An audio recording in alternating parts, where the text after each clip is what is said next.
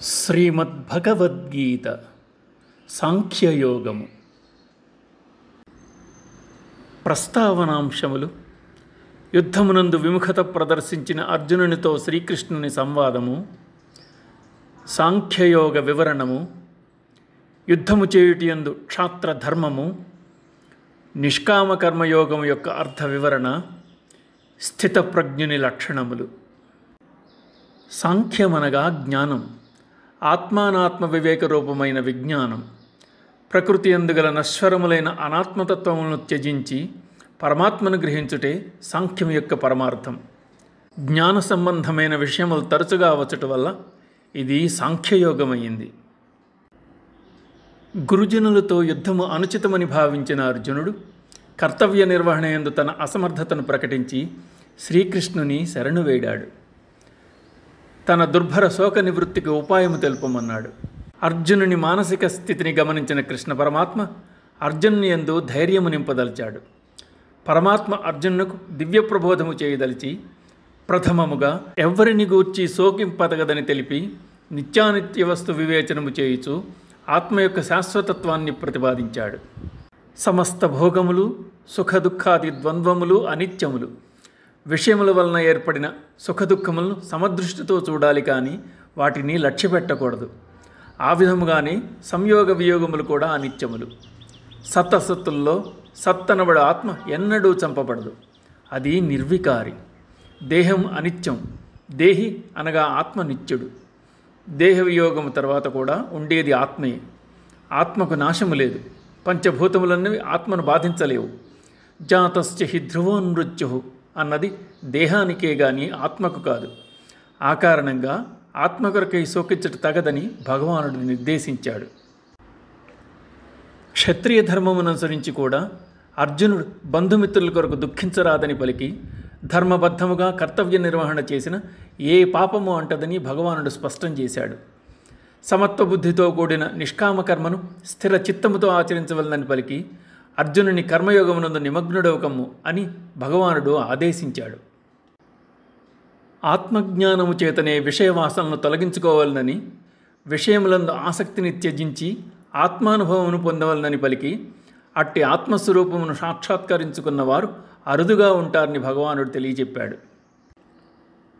అర్జునుడు అడిగిన స్థితప్రజ్ఞుని యొక్క లక్షణములను వివరించి చెప్తూ భగవానుడు విషయ చింతన వలన ప్రమాదం సంభవించునని, అన్ని వైపుల నుండి ఇంద్రియములను నిగ్రహించిన వానికే ఆత్మదర్శనం లభ్యం కాగలదని తెలిపి అటువంటి వారు పరమశాంతిని పొందగలరని స్పష్టం చేశాడు. ఇంద్రియ నిగ్రహం లేని వానికి సుఖం లేదు. నిర్విషయ నిర్వికార స్థితి అంత్యకాలమునందు కూడా కలిగి ఉన్నచో మోక్షమును పడేయగలరు అని ఉపదేశించి భగవానుడు అధ్యాయాన్ని ముగిస్తున్నాడు. సంజయ ఉవాచ తం తథా కృపయావిష్టం అశ్రుపూర్ణాకులేక్షణం విషీదతమిదం వాక్యం ఉవాచ మధుసూదనః. సంజయుడు ధృతరాష్ట్రంతో ఇలా అంటున్నాడు: మహారాజా, కరుణాపూరిత హృదయుడైన అర్జునుని కన్నుల్లోని అశ్రువులను చూచి అతడు శోకతప్తుడై ఉండుటను గమనించిన శ్రీకృష్ణ భగవానుడు అర్జునునితో ఇట్లనెను: వైరాగ్యము కలిగినవాడు ప్రాపంచిక విషయములందు ఆసక్తిని త్యజించి సంసారమందు విముఖుడై అశ్రుపూరిత నేత్రములతో వ్యాకులత చెందుతూ ఉంటాడు. అర్జునునికి కలిగిన స్థితి అట్టిదే. బ్రహ్మోపదేశం పొందుటకు అవసరమైన స్థితి వైరాగ్యభావం. అదే అర్హత కూడా. బంధుమిత్రుల ఎడల గల వ్యామోహ కారణమున అర్జునుడు హృదయ దౌర్బల్యమునకు గురయ్యాడు. అర్జునుడు క్షత్రియుడు, రాజు. కృప, దయ, కనికరము మొదలగునవి అతడు చూపవలసిందే, కానీ యుద్ధ సమయమున కాదు. అది క్షత్రియ విరుద్ధం. అదీకాక దుర్యోధనాదులు అధర్మవర్తనులు. వారిపై జాలి చూపుట నిష్ప్రయోజనం. అది సత్ఫలితాన్నియ్యదు. అందుచేత అర్జునుని స్థితిని గమనించిన మధువైరి అతడిలో ధైర్యము నింపి మనస్సును మరల్చదలిచాడు. దుర్యోధనాదులు అధర్మవర్తనలని కృష్ణ పరమాత్మ పలికిన పలుకులను ధృతరాష్ట్రునికి తెలుపుతూ సంజయుడు భారత యుద్ధం ప్రారంభమై 10 రోజులు గడిచినా యుద్ధము నిలుపు చేయుటకు, మిగిలిన వారిని రక్షించుకున్నట్టుకు ఇంకా అవకాశం కలదని పలికి మహారాజును హెచ్చరించినట్లయింది. శ్రీభగవానువాచ కుతస్త్వా కస్మలం ఇదం విషమే సముపస్థితం అనార్యజుష్టం అస్వర్గ్యం అకీర్తికరం అర్జున. శ్రీ భగవానుడు ఇట్లా నేను, అర్జున, తగని సమయంలో ఈ మోహము నీకెల కలిగినది? ఇది శ్రేష్ఠులచే ఆచరింపబడినది కాదు, స్వర్గము ఇచ్చున్నది కాదు, కీర్తిని కలిగించున్నది కాదు. కష్మలం అనగా మాలిన్యం. శరీరమునకు ఏ విధంగా మాలిన్యం అంటుకుంటుందో అదేవిధంగా మనసుకు కూడా మాలిన్యం అంటుతుంది. మనసు శోకమోహ రాగ ద్వేషముల వలన కలుషితమైపోతుంది. దేహమును కంటిన మాలిన్యాన్ని కడిగివేయవచ్చు. మలినమైన మనస్సును పరమార్థబోధ చేత మాత్రమే ప్రకాశింపజేయవచ్చు. పరమాత్మ ఇప్పుడు అదే చేయబోతున్నాడు. అర్జునుని అజ్ఞానమును గీతోపదేశము చే పోగొట్టుటకు సంకల్పించున్నాడు. శ్లోకములోని అనార్యజుష్టం అను పదము అధర్మ మార్గంలో సంచరించు వారికి, దుష్టులైన వారికి పర్యాయంగా వాడబడుతోంది. క్లైబ్యం మాస్మగమః పార్థ నైతత్వయ్యుపపద్యతే క్షుద్రం హృదయ దౌర్బల్యం త్యక్తోత్తిష్ట పరల్తపా. అర్జున, పెరికితనము వలదు. నీ వంటి వానికి ఇది ఉచితము కాదు. హృదయ దౌర్బల్యమును విడిచిపెట్టి యుద్ధమునికై లెమ్ము. తండ్రి చనిపోవడంతో సవ్వీర రాజ్యానికి రాజయ్యాడు సంజయుడు. అతడి తల్లి విదుల. సంజయుడు అప్పటికి చిన్నవాడు, పాలనానుభవం లేనివాడు. అదే అదననుకున్న సింధురాజు సవ్వీర రాజ్యంపైకి దండెత్తి వచ్చాడు. యుద్ధానికి జంకుతున్న సంజయుడిని చూచి తల్లి విదుల ధైర్యం చెప్పి సింధురాజును ఎదుర్కొమ్మని పంపింది. సింధుసేనల ధాటికి తట్టుకోలేక గాయపడిన సంజయుడు గుర్రాన్ని వెనక్కి మరలించాడు. తల్లి నుండి ఓదార్పు ఆశించాడు. కానీ విదుల కోట తలుపులు మూయించింది. కోటపై నించుని కుమారునికి హెచ్చరిక చేసింది. సంజయునికున్న 2 మార్గములు సూచించింది. ఒకటి, శత్రువును జయించి విజయుడివై తిరిగి రమ్మని, లేదా ప్రాణం పోయే వరకు పోరాడమని. సంజయునకు కర్తవ్యం బోధపడింది. కోట నుండి వెనుదిరిగాడు. శత్రువులను చీల్చి చెండాడాడు. సంజయుని ధాటికి సింధురాజు పలాయనం చిత్తగించాడు. రాయవార సమయంలో సంజయుని తల్లి విదులను సంజయుని ఉదాహరణగా చెప్తూ యుద్ధమునకు సిద్ధము కమ్మని కృష్ణుని ద్వారా పాండవులకు సందేశం పంపింది. కుంతీదేవి మరి ఒక పేరు పృథ. రణభూమి యందు అర్జునుని పార్థ అని సంబోధిస్తూ కృష్ణుడు అతడి తల్లి పంపిన సందేశమును జ్ఞప్తికి తెస్తూ హృదయ దౌర్బల్యము తగదని సూచిస్తున్నాడు. నివాత కవచుల వంటి దానవులను తెగటార్చిన అర్జునుకు అధైర్యము కూడదని హితవు పలికాడు. సుగుణములలో ధైర్యము, నిర్భయత్వము అనేవి ప్రధానమైనవి. ఇవి 2 ఉన్న చోట మిగతా సుగుణములు వాటంతట అవే వచ్చి చేరతాయి. కాబట్టి ఎట్టి పరిస్థితుల్లో ధైర్యం కోల్పోరాదు. భగవానుడు గీతలో బోధించింది కూడా నిర్భయత్వము, ధైర్యము కలిగి ఉండమనే. అర్జునుడు ఇదివరలో ఎందరో శత్రువులను తప్పింపజేశాడు.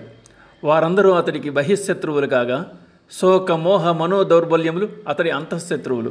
కనుక అటువంటి శత్రువులను జయించమని అర్జున్ని భగవానుడు పరంతప అని సంబోధిస్తున్నాడు.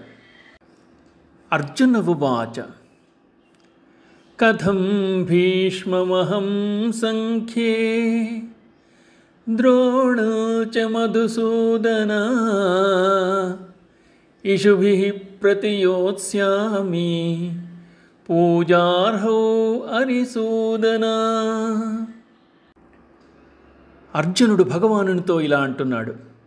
మధుసూదన, భీష్మ పితామహునికి, ద్రోణాచార్యునికి ఎదురు నిలిచి నేనెట్లు పోరాడగలను? అరిసూదన, ఈ ఇరువురు నాకు పూజ్యులు కదా.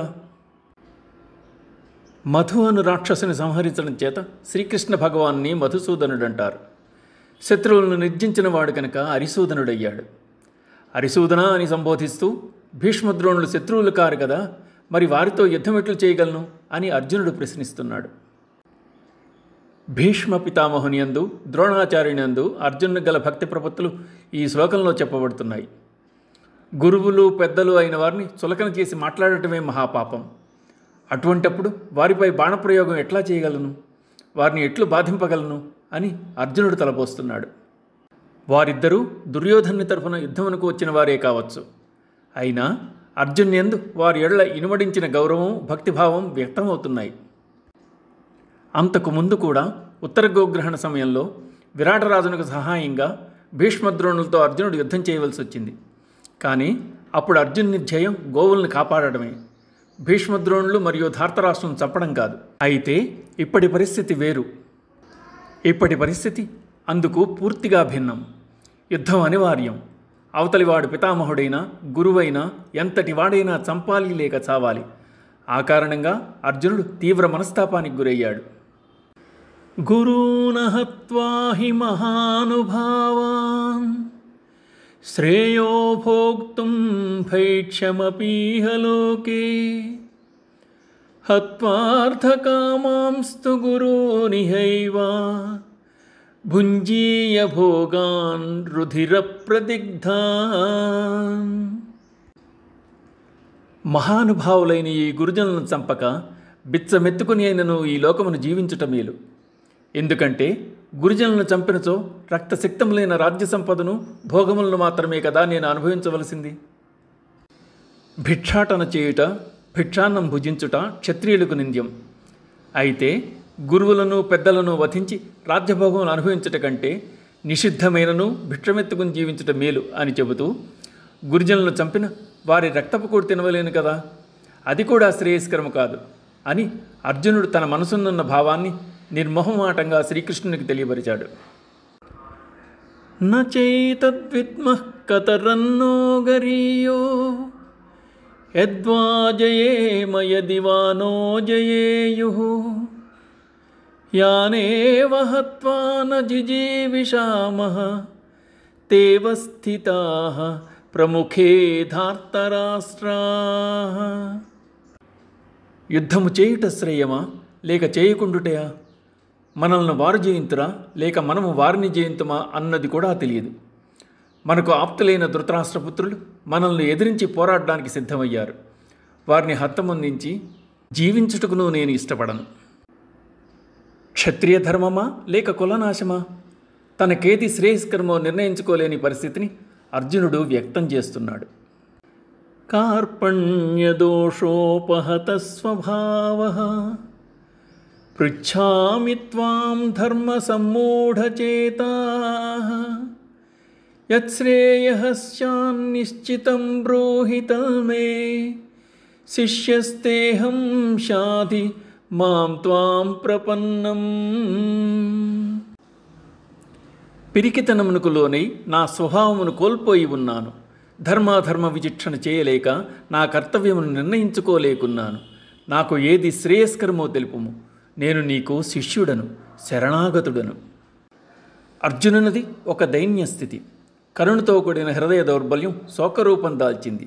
దౌర్బల్యం అనే కార్పణ్య దోషం చేత అతడి క్షత్రియ స్వభావం మరుగున పడిపోయింది. ధర్మ సంకట స్థితి ఏర్పడింది. జయాపజయముల గురించి అతడు తలబోయడం లేదు. కేవలం పరమాత్మ తనను శ్రేయో మార్గం నడిపించగలడని విశ్వసిస్తున్నాడు. అతడి లక్ష్యం నిర్దేశించమని, కర్తవ్యం ఉపదేశించమని భగవాన్ని అడుగుతున్నాడు. కర్తవ్యాన్ని నిర్ణయించుకోలేనప్పుడు, మానవ ప్రయత్నం ఫలించినప్పుడు ఇక గత్యంతరం లేదు. అన్యథా శరణం నాస్తి త్వమేవ శరణం మమ అన్నట్లు భగవంతుని ఆర్తితో శరణు వేడిన తప్పక ప్రయోజనం చూపగలడు. అభయ ప్రదాతే చేయి అడ్డువేయగలడు అని అర్జునుని ప్రగాఢ విశ్వాసం. నహి ప్రపశ్యామి మమాపనుజ్యాత్ యచ్చోకముచ్చోషణమింద్రియాణాం అవాప్య భూమావసపత్నమృద్ధం రాజ్యం సురాణాం అపి చాధిపత్యం. ఈ శోకం నా ఇంద్రియములను దహించి వేయుచున్నది. సంపదలతో కూడుకున్న తిరుగులేని రాజ్యాధికారం లభించినను, తుదకు సురాధిపత్యం ప్రాప్తించినను ఈ శోకము చల్లారు ఉపాయం గాంచలేకున్నాను కృష్ణ. ఎన్ని సంపదలు అధికారములు ఉన్నా మానసికాశాంతిని అవి దూరం చేయలేవు. శాంతి లభించేది కేవలం ఆత్మజ్ఞానం ద్వారా మాత్రమే. అందుచేత ఇంద్రియములను దహించు శోకమును శాశ్వతముగా తొలగించి పరమ సుఖమును చేకూర్చు ఆత్మజ్ఞానమును అర్జునుడు ప్రసాదించమని కోరాడు. భగవానుడు అట్టి జ్ఞానమును అర్జునుకు ప్రసాదించనున్నాడు. సంజయ ఉవాచ ఏవముక్త్వా హృషీకేశం గుడాకేశః పరంతపా నయోత్సయితి గోవిందం ఉక్త్వా తూష్ణీం బభూవః. సంజయుడు ధృతరాష్ట్రునితో, రాజా, ఈ విధముగా పలికిన తర్వాత గుడాకేశ్వరుడైన అర్జునుడు శ్రీకృష్ణునితో, నేను యుద్ధము చేయను అని స్పష్టముగా నుడివి మౌనం వహించాడు. వేదము ద్వారా భగవాన్ని స్వరూపం తెలుస్తుంది కనుకనే ఆయన గోవిందుడు. వేదైశ్చ సర్వై అహమేవ వేద్య అని భగవానుడు చెప్పినట్లు వేదములన్నీ ఆయన గురించే తెలుపుతున్నాయి. తమువాచ హృషీకేశః ప్రహసన్నివ భారత సేనయోరుభయోర్మధ్యే విషేదంతమిదం వచః. ఓ ధృతరాష్ట్ర మహారాజా, ఉభయ సేనల మధ్య విచారగ్రస్తుడై పరితపించుతున్న అర్జునుని చూచి శ్రీకృష్ణుడు మందహాసంతో ఇలా అంటున్నాడు. మిక్కిలి ధైర్యముతో రథమును ఉభయ సేనల మధ్య నిలుపమన్న అర్జునుడు ఇరు సేనల్లో తనవారిని ఆప్తులను గాంచి వ్యాకులుడయ్యాడు. మోహమునకు వశుడై దుఃఖించసాగాడు. ధర్మసూక్ష్మం ఎరుగక శోకించుతున్న అర్జునుని చూచి కృష్ణుడు పరిహాసముతో కూడిన నవ్వు నవ్వాడు. ఇక్కడ శ్రీకృష్ణుని హాసము జ్ఞానముతోనూ అర్జునుని విషాదము అజ్ఞానముతోనూ పోల్చబడుతోంది. శ్రీ భగవానువాచ అశోచ్యాన్ అన్వశోచస్త్వం ప్రజ్ఞావాదాంశ్చ భాషసే గతాసో నగతాసోంశ్చ నానుశోచంతి పండితా. భగవానుడు అర్జునుడిని చూచి ఇలా అంటున్నాడు. అర్జున, శోకింపదగని వారి కొరకై నీవు శోకించుచున్నావు. పైగా జ్ఞానివలే మాట్లాడుతున్నావు. పండితులైన వారు మరణించిన వారిని గూర్చి కానీ జీవించి ఉన్న వారిని గూర్చి కానీ దుఃఖింపరు. భగవానునిచే గీతాబోధ ఈ శ్లోకము నుండి ఆరంభమవుతోంది. ఈ శ్లోకం గీతను వృక్షమునకు విత్తనము వంటిది. భగవానుడు ఈ శ్లోకములో అశోచ్యాన్ అన్న పదముతో ప్రారంభించిన గీతా సందేశం మాశుచః అన్న పదముతో శోకింపవలదు అంటూ ముగింపు పలికాడు. మానవులు ఏర్పరచుకున్న నామరూపములు కల్పితములు, శరీరము అనిత్యం, ఆత్మ శరీరముల సంయోగ వియోగములు అనివార్యమే అయినను వాస్తవముగా అవి కల్పితములు, స్వప్నతుల్యములు. సచ్చిత్ ఆనందమనడివే జీవుని వాస్తవ రూపం. సచ్చిదానందమే సత్యం, దానికి నాశము లేదు. మానవుని బుద్ధికి ఆత్మకు వ్యత్యాసం ఉంది. బుద్ధిని దాటి ఆత్మను తెలుసుకున్న వారికి పరమార్థతత్వం బోధపడగలదు. అదే యథార్థం. అర్జునుడు ఇంకనూ యథార్థమును గ్రహించు స్థితికి చేరుకొనలేదు. కేవలము అతనికి గల బుద్ధిని మాత్రమే ఉపయోగించి పలికాడు. దానినే భగవానుడు ప్రజ్ఞావాదం అన్నాడు. అందరూ పండితులు గారు. గీతలో భగవానుడు 3 శ్లోకములలో పండితుడనగా ఎవరు అన్నదానికి వివరణ ఇవ్వడం జరిగింది. అవి ప్రస్తుత శ్లోకమైన గతాసూన గతాసూంశ్చ నాను శోచంతి పండితా అని, తరువాత జ్ఞానాగ్నిదగ్ధ కర్మాణం తమాహు పండితం బుధాః అంటూ మరొకసారి సునిచైవస్వపాకేచ పండితా సమదర్శినః అని వాక్రుచ్చడం జరిగింది. పండితుడనగా దేని కొరకు దుఃఖింపనివాడని, జ్ఞానమును అగ్నిచే సమస్త కర్మలను దహించివేయగలవాడని, సర్వజీవుల యందు సంభావము గలవాడని భగవానుడే విశదీకరించాడు. నత్వేవాహం జాతునాసం నత్వం నేమే జనాధిపాః నచైవ న భవిష్యామః సర్వే వయమతః పరం.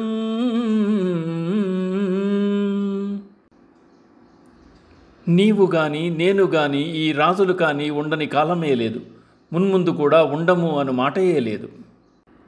ఈ శ్లోకము ద్వారా తత్వమసి అనగా నీవు నేను సమస్త జీవులు అందరూ ఆత్మస్వరూపులే అని ఉపదేశింపబడుతోంది. ఆత్మ నిత్యం, శాశ్వతం. నీవు ఆత్మయే గాని దేహం కాదు. అందరియందు ఒకే ఆత్మ వ్యాపించి ఉంది. శరీరం నశించినను ఆత్మ నశింపదు, కావున దుఃఖింప పని లేదు. దేహమనేది కేవలం ఉపాధి మాత్రమే. ఉపాధియే నేను అన్న భావం వీడినప్పుడు ఆత్మ పరమాత్మను చేరుతుంది. ఆత్మకు అల్పులు అధికులు అను భేదం లేదు. ఈ సత్యం అందరికీ వర్తిస్తుంది. ఇదే అధ్యాత్మతత్వం, బ్రహ్మజ్ఞానసారం. దేహినోస్మిన్ యథా దేహే కౌమారం యవ్వనం జరా తథా దేహాంతర ప్రాప్తి ధీరస్తత్ర న ముహ్యతి.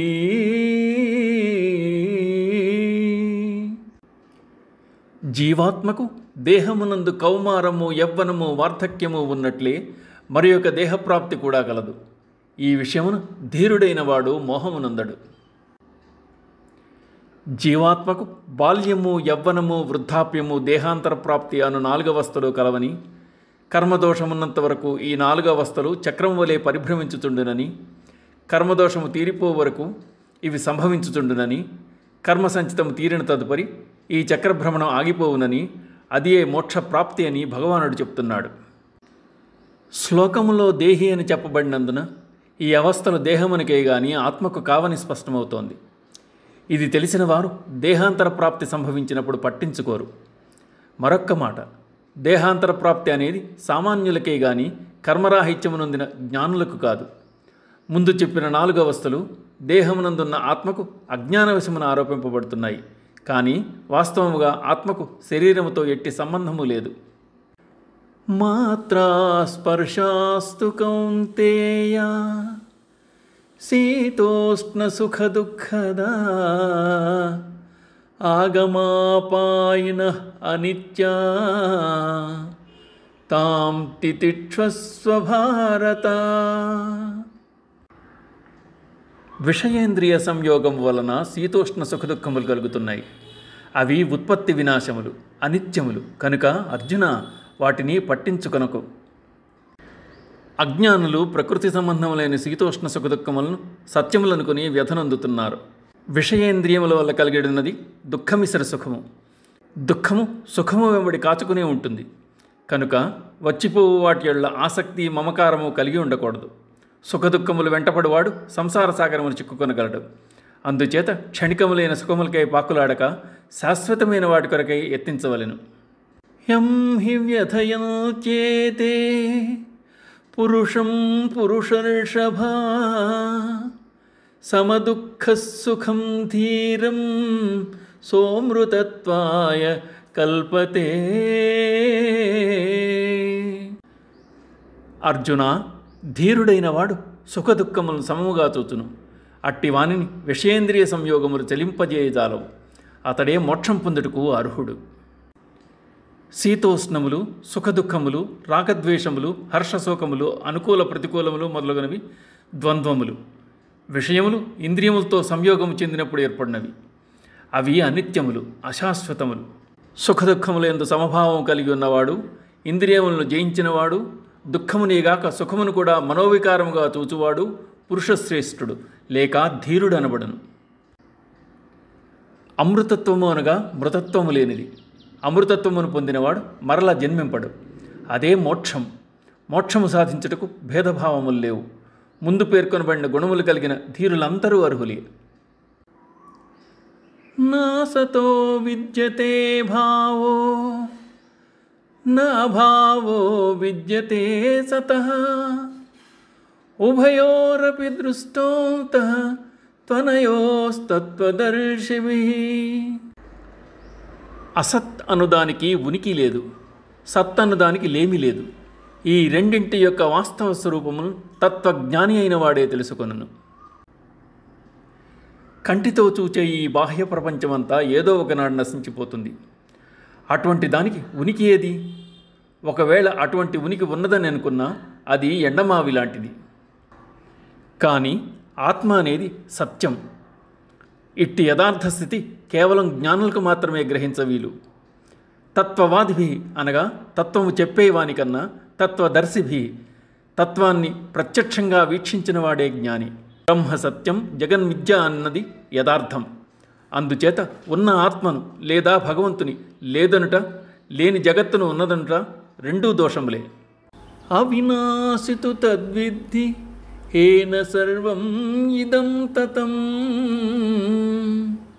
వినాశమవ్యయస్యాస్య న కశ్చిత్ కర్తుమర్హతి.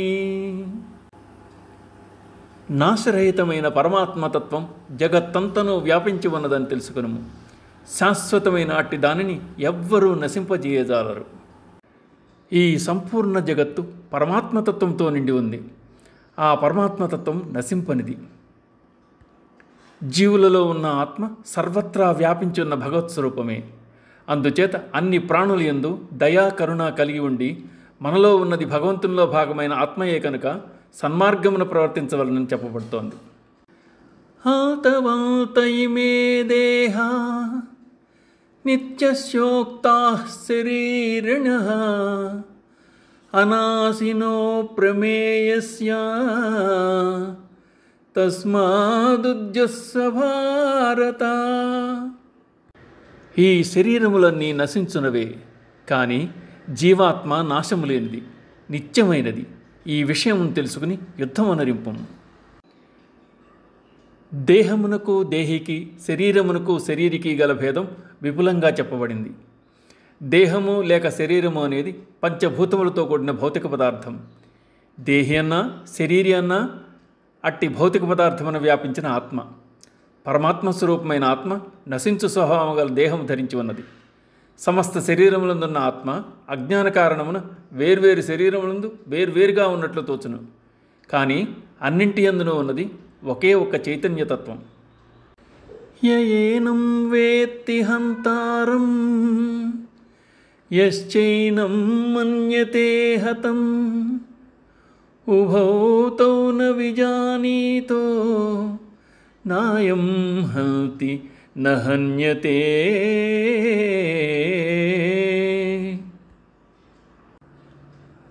ఆత్మ ఇతరులను చంపునని భావించువాడు, అది ఇతరులచే చంపబడినని భావించువాడు ఇద్దరూ అజ్ఞానులే. ఏలనన ఆత్మ ఎవ్వరినీ చంపదు, ఎవరి చేత చంపబడదు. జ్ఞానేంద్రియముల ద్వారా తెలుసుకున్న దానిని ప్రతిస్పందించమని బుద్ధి మనసును ఆదేశించగా, మనసు కర్మేంద్రియముల ద్వారా చేయవలసింది ఆచరణలో పెడుతుంది. చేయునది చేయించున్నది బుద్ధే గాని ఆత్మ కాదు. బుద్ధికి ఆత్మ కేవలం సాక్షీభూతం మాత్రమే. ఆత్మకు కర్తృత్వాదులు లేవు. ఆత్మకు కర్తృత్వం ఆపాదించువాడు మూర్ఖుడని గీత చెప్తోంది. కఠోపనిషత్తునందు కూడా ఈ విషయం ప్రస్తావించబడిందని తెలుస్తోంది. న జాయతే మ్రియతే వా కదాచిత్ నాయం భూత్వా భవితా వా న భూయః అజో నిత్యః శాశ్వతోయం పురాణో న హన్యతే హన్యమానే శరీరే. ఈ ఆత్మ ఏ కాలమునందు పుట్టదు గిట్టదు. ఉత్పత్తి, అస్తిత్వము, వృద్ధి, విపరిణామము, అపక్షయము, వినాశము అను 6 భావ వికారములు లేనట్టిది. దీనికి జన్మ అనేదే లేదు. నిత్యము, శాశ్వతం, పురాతనం. శరీరము చంపబడినను దీనికి చావు లేదు. శరీరమునకు సంబంధించినంత వరకు ఉత్పత్తి అనగా జననం, అస్తిత్వం జన్మించిన తర్వాత ఉండడం, వృద్ధి అనగా పెరగడం, విపరిణామం రూపాంతరం చెందడం, అపక్షయం క్షీణించుట, వినాశం మరణం అనేవి 6 వికారాలు. అదే ఆత్మ విషయంలో అజహ్ అనగా ఉత్పత్తి లేనిది. భూత్వా భూయః న భవిత అస్తిత్వము అనే వికారము లేక సహజమైన ఉనికి గలది. పురాణ చిరకాలము నుండి ఒకే విధముగా ఉన్నది. వృద్ధి అనే వికారము లేనిది. శాశ్వత సర్వదా ఒకే రూపముతో ఉండేది. నిత్య క్షయము అనే వికారము లేనిది. నా హన్యతే అనగా నాశము లేనిది. శరీరము నశించినను ఆత్మ నశింపదని, ఆత్మ సాక్షిగా ఉండునని కఠోపనిషత్తు వ్యక్తం చేస్తోంది. ఉపనిషత్తుల సారమే గీత. ఆత్మయే తానని భావించిన వానికి ధైర్యము, నిర్భయత్వము, ఆనందము కలిగి మరణ భయం వీడుతుంది. వేదా వినాశనం నిత్యం ఏనమజమవ్యయం కథం స పురుష పార్థ కం ఘాతయతి హంతికం. పార్థ, ఆత్మ నాశరహితము, నిత్యము, జనన మరణములు లేనిదని తెలిసినవాడు ఎవరిని ఎట్లు చంపించును, ఎవరిని ఎట్లు చంపును? కాబట్టి ఆత్మస్వరూపమును యథార్థముగా తెలుసుకొనినవాడు అది పుట్టుక వినాశము లేనిదని, శాశ్వతము నిత్యము అని ఆత్మతత్వమును అనుభవపూర్వకంగా తెలుసుకొనును. భగవత్ స్వరూపములో భాగమైన ఆత్మ నిత్యము కనుక దానిని ఎవరూ చంపించలేరు, చంపలేరు. వాసాంసి జీర్ణాని యథా విహాయ నవాని గృహ్ణాతి నరోపరాణి తథా శరీరాణి విహాయ జీర్ణ అన్యాని సంయాతి నవాని దేహి. మానవుడు శిథిలమైపోయిన వస్త్రములను త్యజించి నూతన వస్త్రములను ఎట్లు ధరించునో అట్లే ఆత్మ ప్రాత శరీరమును విడిచిపెట్టి కొత్త శరీరమును పొందుతున్నది. జీర్ణాని అనుటలో వృద్ధాప్యము చెంది శరీరము శిథిలమైన తరువాత అనిగాక ఆయువు ముగింపు దశకు వచ్చుటను జీర్ణావస్థగా చెప్పబడింది. స్థూలము, సూక్ష్మము, కారణము అని శరీరము 3 విధములు.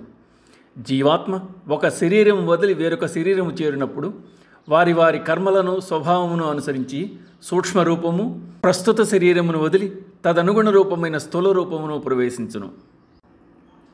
ఉపాధులు మారినా వాటికి సాక్షీభూతమైన ఆత్మ కొంచెమైనను మారక నిశ్చలముగా ఉంటోంది. జీవుని వాస్తవ రూపం ఆత్మయే గాని దేహం కాదు. చెట్లకున్న పండుటాకులు రాలిపోయి కొత్త చిగురులు వచ్చినట్లు మానవుడు శిథిలమైన దేహమును విడిచిపెట్టవలసిందే, నూతన శరీరధారణ చేయవలసిందే అని కృష్ణ భగవానుడు చెప్తున్నాడు. అయితే జ్ఞానాగ్ని చేత కర్మ సంచయమును కాల్చివేసినచో పునరపి జననం పునరపి మరణం అన్నదాని నుండి తప్పించుకోవచ్చు. అదే జీవన్ముక్తి, అదే ఉత్తమమైనది. నైనం చిందంతి శస్త్రాణి నైనం దహతి పావకః న చైనం క్లేదయాచాపః న శోషయతి మారుతః. ఆత్మను శస్త్రములు ఛేదింపజాలవు, అగ్ని దహింపజాలదు, నీరు తడుపజాలదు, వాయువు ఆర్పివేయ సమర్థము గలది కాదు. శరీరము స్థూల రూపం అనగా భౌతికం, అది అనిత్యం, కల్పిత సాకార వస్తువు. మనస్సు సూక్ష్మరూపం, ఆత్మ మనస్సు కన్నా సూక్ష్మమైనది. ఆత్మ నిత్యం, నిరాకారం.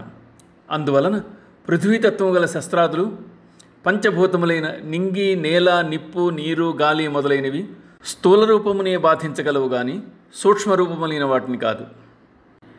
అచ్ఛేద్యోయం అదాహ్యోయం అక్లేద్యో శోష్యేవ చ నిత్యః సర్వగతః అచలోయం సనాతనః.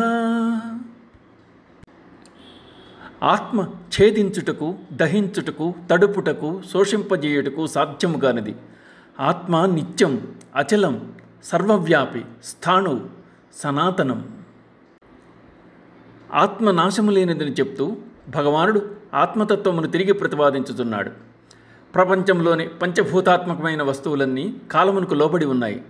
బ్రహ్మాండములన్నింటినీ కాలం తనలో కలిపి వేసుకుంటోంది. అయితే భగవత్ స్వరూపమైన ఆత్మ కాలమునకు అతీతమైనది. ఆత్మ నిత్యం, అవ్యక్తం, నిర్వికారం, అఖండం, సర్వగతం, స్థాణు, సర్వవ్యాపి. కనుక ఆత్మతత్వ విచారణే సనాతన ధర్మం. సనాతన ధర్మమును ఆశ్రయించినప్పుడు ప్రాపంచిక విషయములందు ఆసక్తి కలుగదు. అవ్యక్తోయం అచింత్యోయం అవికార్యోయం ఉచ్యతే తస్మాదేవం విదిత్వైనం నానుశోచితుమర్హసి.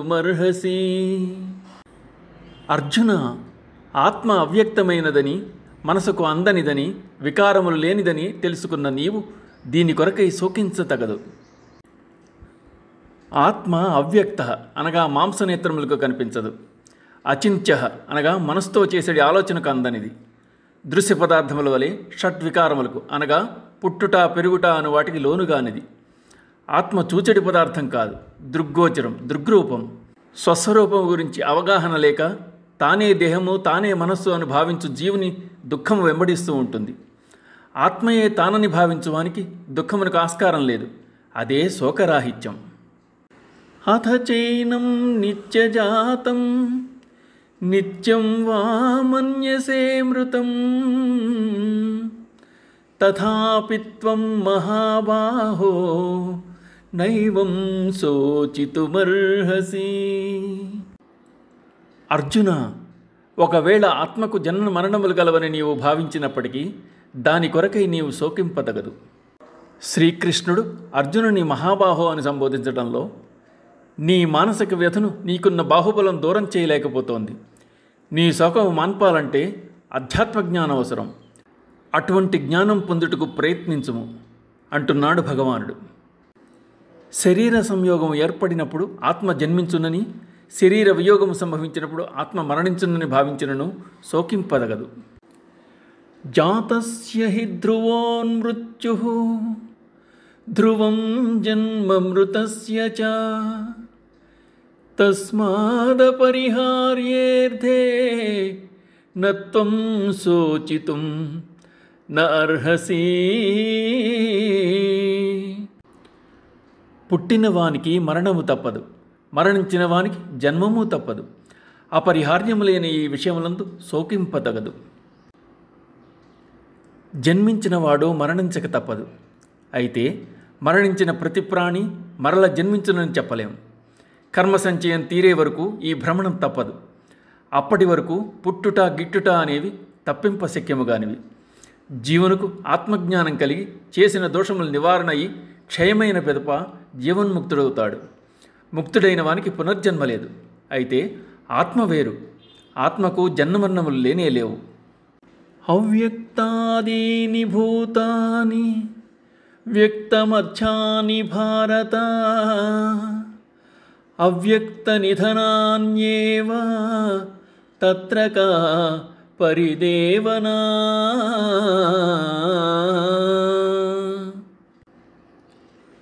అర్జున, ప్రాణులు జననమునకు ముందు మరణము తర్వాత కంటికి కనబడవు.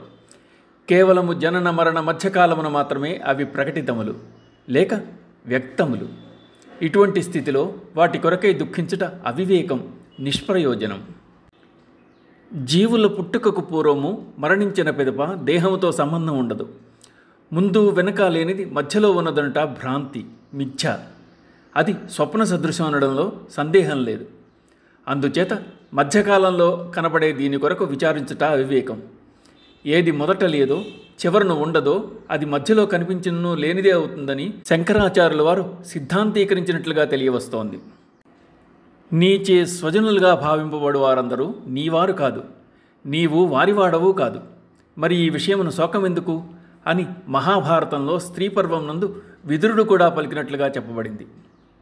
ఆశ్చర్యవత్ పశ్యతి కశ్చిదేనమాశ్చర్యవద్వదతి తథైవ చాన్యః ఆశ్చర్యవచ్చైన మన్యః శృణోతి శ్రుత్వాప్యేనం వేద న చైవ కశ్చిత్. మహాపురుషుడైన వాడెవడో ఒక్కడు ఈ ఆత్మను ఆశ్చర్యకరమైన దానిగా చూచును, మరి ఒకడు దాని తత్వమును ఆశ్చర్యకరమైన దానిగా వర్ణించును, వేరొక్కడు దీని గురించి ఆశ్చర్యముగా వినును. ఆ విన్నవారిలో కూడా కొందరు ఆత్మను గురించి ఏమీ తెలుసుకోలేరు. అధ్యాత్మ విద్య అనేది చదివినంతనే వచ్చేది కాదు, దానిని అనుభూతి పొందాలి. అనుభూతి అనేది ఎన్నో జన్మల నుండి సాధన చేసి హృదయం నిర్మలముగా ఉంచుకొని ప్రాపంచిక విషయములందు ఆసక్తి వదిలి పరిపక్వత పొందిన నాడే లభ్యము కాగలదు. హృదయం సత్వగుణ ప్రధానమై ఉన్నప్పుడే బ్రహ్మసాక్షాత్కారం లభింపగలదు. అటువంటి ఆత్మానుభూతిని పొందినవారు బహు అరుదుగా గలరని భగవానుడు వచించుతున్నాడు. ఇంద్రియ నిగ్రహము కలిగి అంతర్ముఖుడై మోక్షమునికై ప్రయత్నం చేయు ధీరుడే పరబ్రహ్మమును చేరుకోగలడు అని కఠోపనిషత్ పలుకుతోంది. అలా హృదయకుహరమునందు సూక్ష్మాతి సూక్ష్మ రూపంలో ఉన్న ఆత్మను కర్మ, భక్తి, జ్ఞాన, వైరాగ్య ధ్యానముల ద్వారా మాత్రమే అర్థం చేసుకోవచ్చు. అట్టి పరబ్రహ్మమును ఎవరూ తెలుసుకోవట్లేదు అని కాక తెలుసుకున్నవారు అరుదు అని మాత్రమే భగవాన్ని భావన. దేహీ నిత్యమవధ్యోయం దేహీ సర్వస్య భారత తస్మాత్ సర్వాణి భూతాని నత్వం శోచితుమర్హసి. అర్జున, ప్రతి దేహమునందుండెడి ఆత్మ వధింపబడదు. అందుచేత నీవు ఏ ప్రాణి గురించి శోకింపనవసరం లేదు. ఆత్మను దేహి అని అన్నందున ఆత్మదేహమునందు సాక్షిగా ఉంటున్నదని, నిత్యమని చెప్పుట వల్ల అది ఏదో ఒక కాలమునకు పరిమితము కానిదని, ఆత్మ వధింపబడదని, దేహము లేక శరీరమునకు జాతి మత కులభేదము లేవని అర్థమవుతోంది. తుదకు జంతువుల్లో కూడా ఆత్మ వసించి ఉంటోంది. ఏ కారణము చేతనైనా దేహమునకు మరణం సంభవించినా దుఃఖించుట పొరపాటు. ఎందుకంటే దేహములో ఉన్న ఆత్మ బాధనుందదు, వధింపబడదు, మరణించదు. మనుజునకు దేహభావనచే దుఃఖము, ఆత్మభావనచే దుఃఖరాహిత్యము కలుగుతున్నాయి. కనుక బంధువులు సన్నిహితులు ఎవరైనా యుద్ధమున మరణించెదరు అన్న భావమును వీడి యుద్ధ సన్నద్ధుడు కమ్మని భగవానుడు అర్జున్ని ఆదేశిస్తున్నాడు.